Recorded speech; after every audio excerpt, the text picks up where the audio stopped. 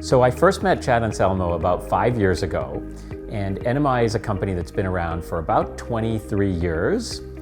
And he came to one of our sales meetings at a trade show. And Chad said to me that he wanted to be a top 10 customer of NMI. And I laughed because he was a startup. And I was thinking, we're a huge company. We process hundreds of billions of dollars of payments. He's never going to get in the top 10, but I liked his spunk and his chutzpah. Chad is very stick-to-itiveness, has that quality.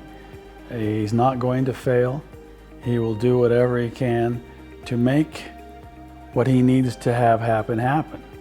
Chad was really, really smart. I mean, I could tell he was really, really smart, and you had to listen very closely to what he said because he speaks very quickly. He talks very, very fast.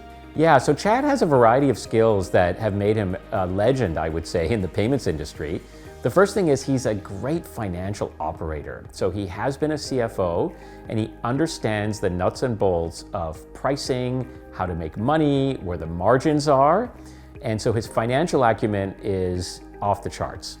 The second thing is he's a great leader. He inspires from leading by example, and he really cares about the people that work for him. And the last one is he's very customer focused.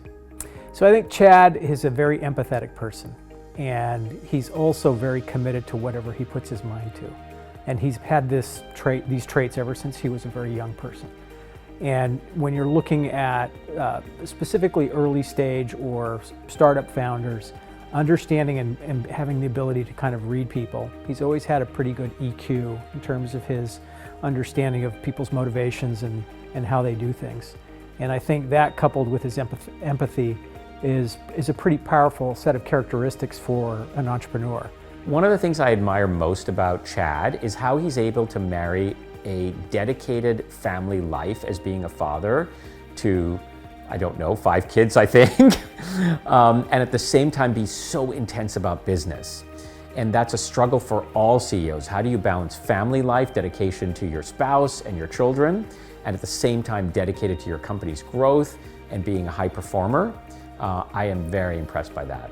You know, Chad is a person who doesn't necessarily view setbacks the same way that other people do. He looks at those as, you know, momentary obstacles in his goal to achieve whatever it is he wants to achieve.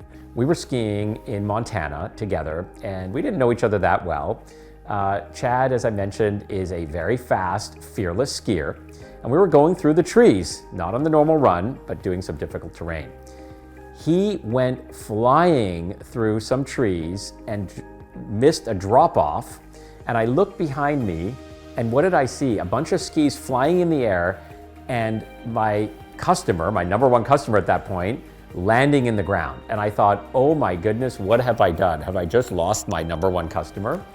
And I looked back, stopped, and there was Chad with a huge smile on his face, laughing, and said, I didn't see the drop. He proceeded to grab his skis, put them back on, and keep going. To me, that exemplifies Chad. Any setback, picks himself up, and keeps going. Well done. I'm extremely proud of you, and I'm proud of the legacy that you're building and you're leaving at the University of Utah. Chad, I want to personally congratulate you for receiving this recognition from such a prestigious business school. I believe you have earned this with your own grit, your own ingenuity, and your own inspiration to me, others in the community, and I'm sure others at the business school. Congratulations, Chad. Well, I think Chad is just a person who really cares about his fellow beings and wants to have people have a chance at life like he had. And he's genuine in all his love for people. And I think this is great that he has gotten this award. And I hope that he continues to do what he's doing and make it better for all people.